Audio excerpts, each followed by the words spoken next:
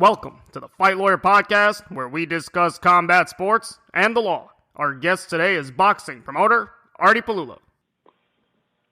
Artie, thanks so much for taking the time to do this. My pleasure, Dmitry. How are you, bud? Doing all right. So how'd you first get into the business of boxing and ultimately boxing promotion? I got involved with boxing over 30 years ago. I started out as a manager for the first couple of years, and then I became a promoter in 1985.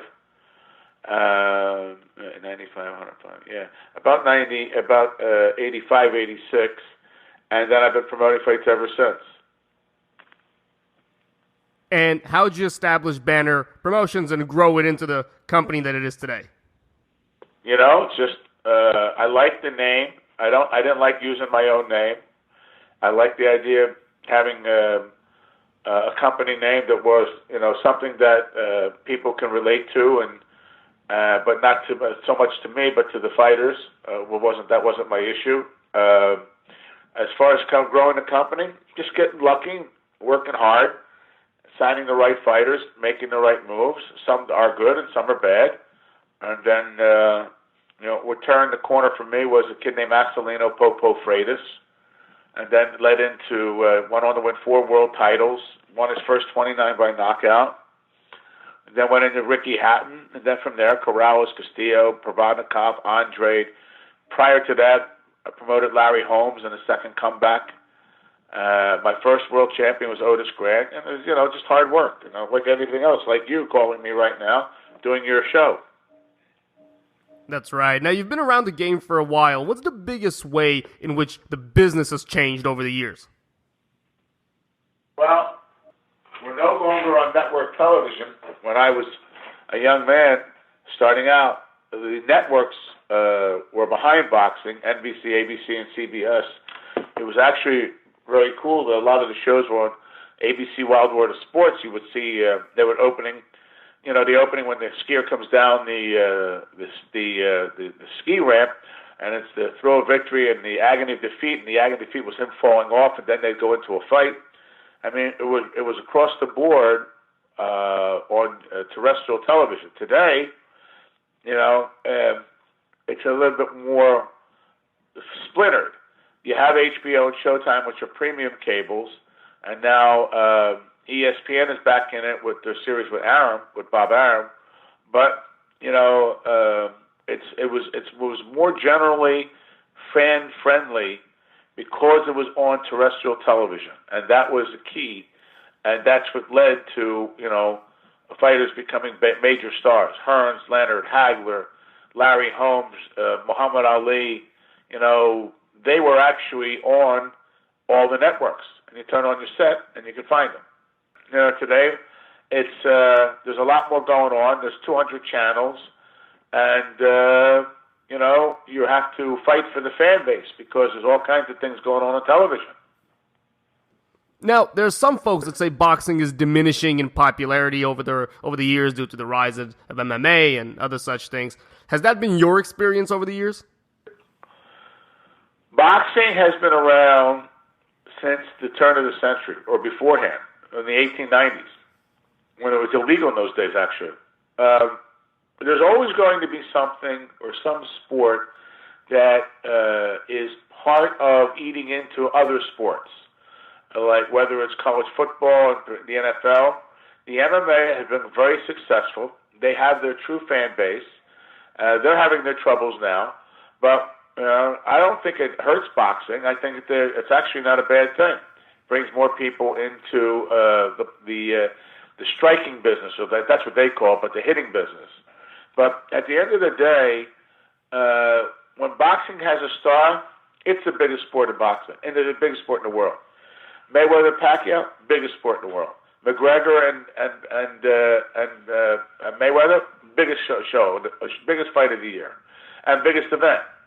So boxing is never going to be replaced if we have a star.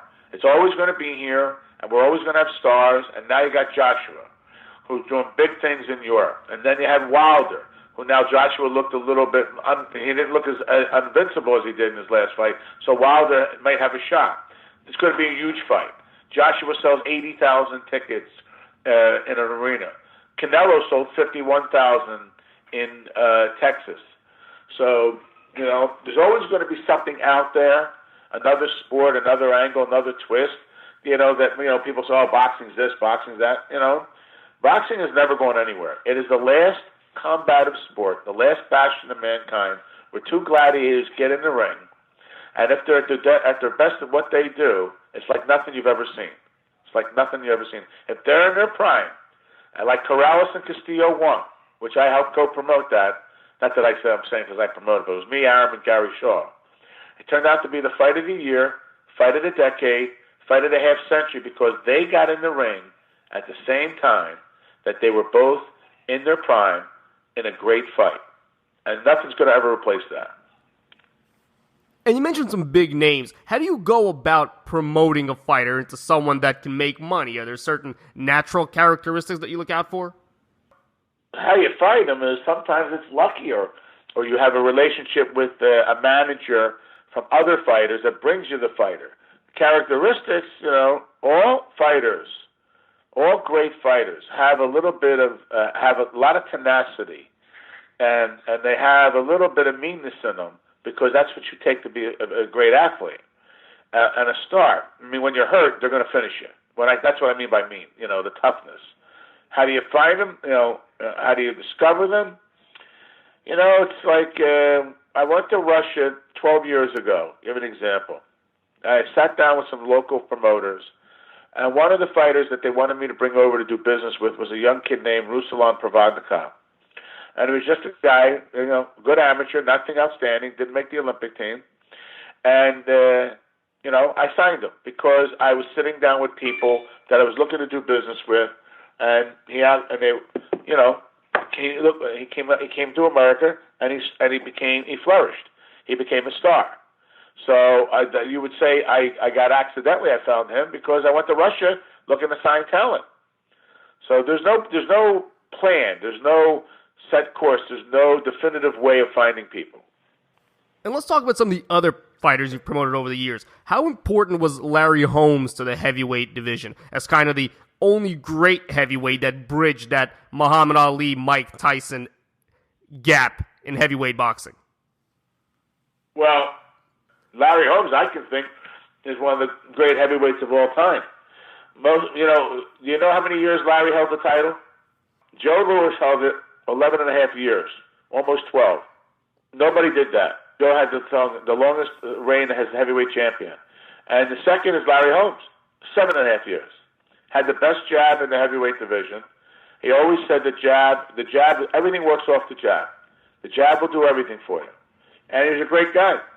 And he actually was very good for the sport. He was terrific for the sport. Now, Diego Corrales also promoted him some years ago. How important, and you mentioned him earlier a while ago, were his fights with Jose Luis Castillo? Well, the first one is an epic fight. You know that.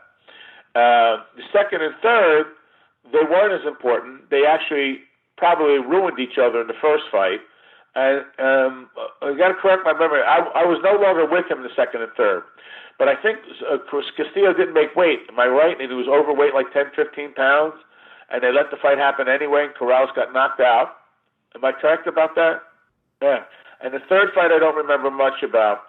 It's like Ali and Frazier. They had great fights. The three fights were terrific. But the first one was the one that took something out of both of them. You know what I mean? So I would consider the Corrales-Castillo one of the best fights of all time. The other two, they're a product of what happened in one, because one was very damaging to both of them. Ricky Hatton, does it relieve a promoter, financially anyway, knowing that you have two huge markets to work with, one of which is overseas? Well, it's always that way. I mean, it's financially it's better for the fighter and the promoter if you're able to make money in more than one market. I mean, Acelino Freitas was a megastar in Brazil. And when he was fighting, over 90% of every television was on. Same thing with Ricky Hatton. Same thing with Lennox Lewis. When you can have fighters who can cross over, It's a huge financial advantage for them from one market to another. If a fighter's not American born and American raised, is it always scary that the American market won't take to him as easily? It's all about, I think it's all about their style. Look at Triple G. People love him. He doesn't even speak English. He speaks very few words of English, but he's a great fighter. Julio Cesar Chavez, he didn't speak English, but he was a great fighter. You know what I mean? So Acelino Popo Freitas won his first 29 by knockout, like I said earlier. He was a great fighter. People loved him. And the language is important for the athlete to make more money, that he could speak the language, doing the interviews. But as far as the American people accepting them, they just love good fighters, and they love good theater. It's just like any other sports fan around the world. Now, Ruslan Provodnikov, when you put him in that fight with Tim Bradley in 2013, did you think it result in something that was really so undeniably great? You always hope that he's going to look good, a fighter. You always think that, you know what you got, and it's going to be a good fight. I did not expect the fight to rise to the level of how good the event was at the time. As it was fighting in motion, as the fight was in motion and going forward, as the fans were growing, people were on Twitter and they're communicating. You got to watch this fight. You realize then at ringside it was going to turn out to be something great. But when going into it, I thought we could win the fight. I thought we were the heavy underdog, which we were. But I didn't believe that I didn't know that Ruslan would rise to the occasion to that level. Why do you think in the past several years, particularly Eastern European fighters, have been so widely accepted? Is it because De La Hoya, Mayweather, they're all on the outs, or is there some gap that needs to be filled? There's a good crop of fighters coming from Eastern Europe like Provodnikov and Lomachenko and Gennady Golovkin, and they're hungry, and they come from worlds that is financially tough for them, and they're tougher men, right now, and they're doing a good, tougher. What I'm saying is that, they just want to make money, and they've achieved things in the amateurs, and there's right now, the crop of good fighters coming from Eastern Europe is abundance right now, and there's a lot more coming. Is there something to be said for the diminishing of the American amateur program in training American fighters? It's not as what it used to be, but I don't know that answer. I don't know. I don't know if it's the amateur program or not. It could be that there's a lot more things for kids to do in our world today. You can make a relatively good living by not, getting into the ring and hitting each other. So the crop of individuals or young kids who want to be professional boxers might be diminishing because of the economy and the way the country is. You can make a living doing other things, without, really, it's a very dangerous sport without getting hit for a living. What's your reaction to the drug test, all the issues that have arisen out of this latest Triple G Canelo fight? Well, I only know what I read. And what I read is that Canelo says he was eating contaminated meat. There's a lot of articles out there that it wasn't so, but the regulations in Nevada, and I'm paraphrasing, whether you know or you don't know, it's your responsibility. Whether it's an accident or not, it's your responsibility. So he's responsible for his actions. He got suspended. Hopefully it doesn't happen again. Is drug testing as big an issue in boxing as everybody says? What could be done to prevent the canceling of these huge events going forward? Fighters don't test positive for performance-enhancing drugs, and I think they should be drug tested. Everybody should. That's the scourge of all professional sports: the NFL, Major League Baseball, basketball, ice hockey. They absolutely should be tested. And you want to prevent the fights from not happening? I mean, the events from being canceled? Don't do the drugs. There's some athletes that say nobody will ever stop it altogether anyway. You should legalize it to a certain degree and regulate it. Do you agree with that? No, I don't agree with that. I don't agree with giving you the advantage of outside your just physical work in your body. I don't believe that you should use drugs. I'm not into anybody using drugs. So you're not talking to the guy you're not talking to the right guy. I mean, I don't believe in that. Why you can't do it on your own? Then you shouldn't be doing it. If you need the drug to make your body better, then you shouldn't be doing it. Or play it out the way it is. Like Golovkin doesn't do drugs. Andre doesn't do drugs. But Provodnikov doesn't do drugs. I know it. I know it for a fact. So, why should you have an advantage? Why should anybody have an advantage? And it's not even good for you. It kills you. It speeds up cancer cells. I mean, it's wrong. It's wrong. What are your thoughts on how to improve judging going forward? So that's a really good question. The problem with the judging is that it's very not radical. What am I looking for? It's very irregular, and there's no consequences for a judge who does badly. Right? They all have regular jobs. This is their part-time hobby.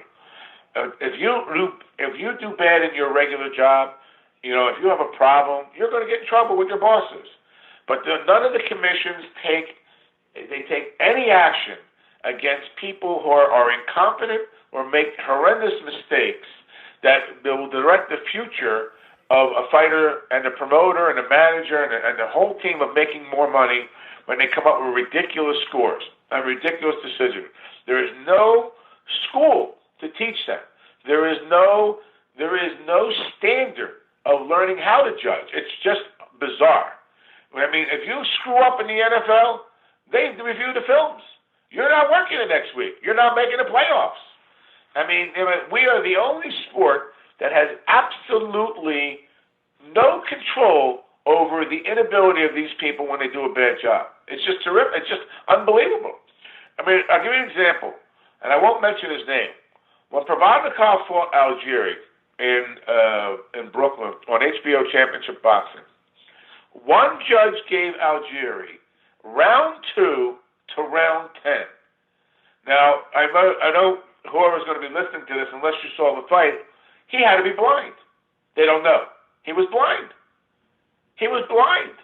Round 2 to round 10. But nothing happens. There's no repercussions to them. There's no fine. There's no suspension. And they just have, a lot of people are inept. They're just not good. And there's no standard to teach them.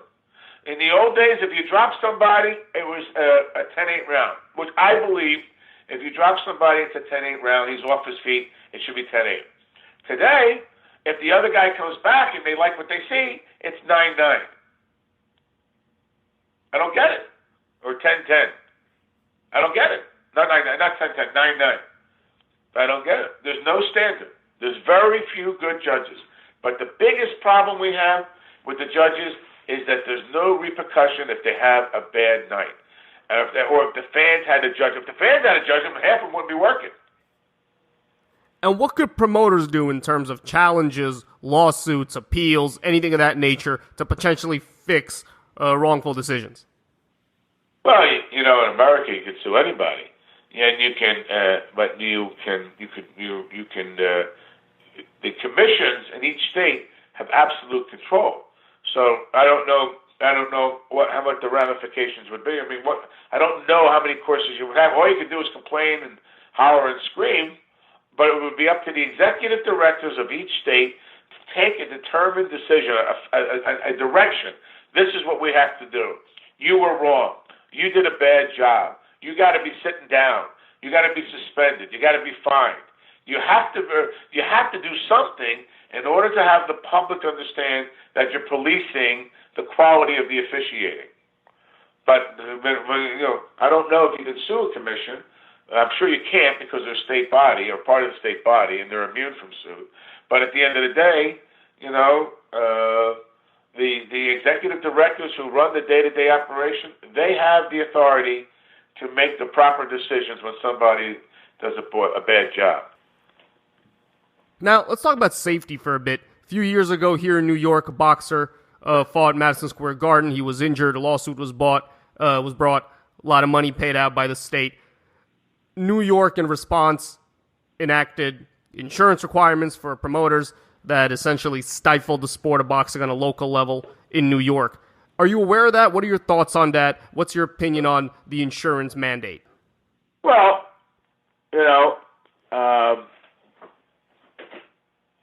the insurance is extremely difficult to put on a club show. It's hard to handle. I mean, a lot of guys can't afford it. Everybody believes that we should have safety for the fighters.